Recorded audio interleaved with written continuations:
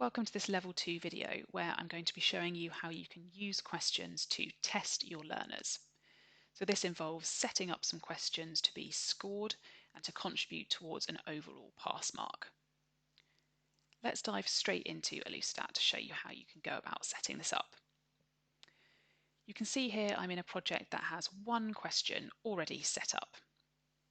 I've chosen an image grid question here for some variety. And this is an assessment question, so that means it does not have feedback pop up because I want this to feel more like an exam where learners go through a few questions and only find out how they do at the end. So I've already set this question up, marking this third option here as correct, and I've also labelled the option that way just for our demo purposes today. What I need to do now is make sure Elucidate knows that this is a question that I want it to track the score of. So to do that, I'm going to go up into Page Settings and go to the Scoring and Completion tab. You can see that currently the setting applied is that this page is completed by user opening the page. This is the default setting, and it's the setting that should be applied to pages that are presenting content. But because I want this page to contribute towards a score, I need to change it so that the page is actually completed by user submitting a score. And that tells Elucidate to look out for a score on this page. So I'm going to save that. And the other thing I need to think about is, because there's no feedback pop-up, where do I want learners to be taken when they press submit? So to set that, I'm going to use the edit icon and go into the link category here. And I can choose here where I want the learner to go to. And in my case, I want it to go to a page in this project, and I want it to go to the next page. So as soon as the learner presses submit, they will be taken on to the next page. Now at the moment I don't actually have a next page in my project, so what I'm going to do quickly now is go back into Pages View and quickly duplicate this page.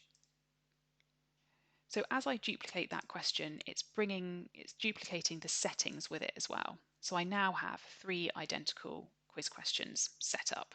So I'll just quickly rename these. So now I have a 3-question quiz. Elucidate knows to look for a score on all of these, but what it doesn't know yet is what I want the overall pass mark to be. And because that's a project level decision rather than a page level, I'm going to control that up in this configure area. So up here we've got some other tabs, and the one we're going to go to today is scoring. And you can see there's a pass mark slider here that you can drag to control what you want your pass mark to be. 80% is the default. That's an industry standard and works particularly well with quizzes of sort of 10 questions where someone would have to get 8 out of 10 to pass. In my instance, because I've got a 3-question quiz, I'm actually going to alter this to about 67%. So that means that somebody needs to get 2 of the 3 questions right in order to pass. And I'm going to save those changes. So with all of those settings applied, I've now set up a quiz where the learner is going to answer 3 questions in a row. Elucidate will be tracking the score, and at the end we'll know, based on how many they've got right or wrong, whether they have met the pass mark that I've set up. So to leave you with a few top tips, it's always worth kind of remembering that assessment questions are great when you want learners to be able to retake a quiz. Because you haven't been giving them feedback along the way, it means they still have to be thinking and trying just as hard on a retake. Second top tip is to always remember to set the link on your assessment submit button so that it takes learners onto the next page. And for those of you who want a bit more of an advanced assessment or quiz, you could explore using question pools. Question pools are basically a pool of questions that Elucidate then draws a random selection from. So that means that each time a learner goes back to retake a quiz, they should see a different set, and they're also likely to see different sets to their peers. So that's a great option to look into if you're looking for a more kind of advanced quiz option.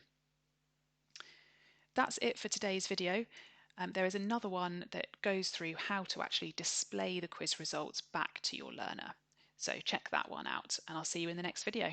Thank you.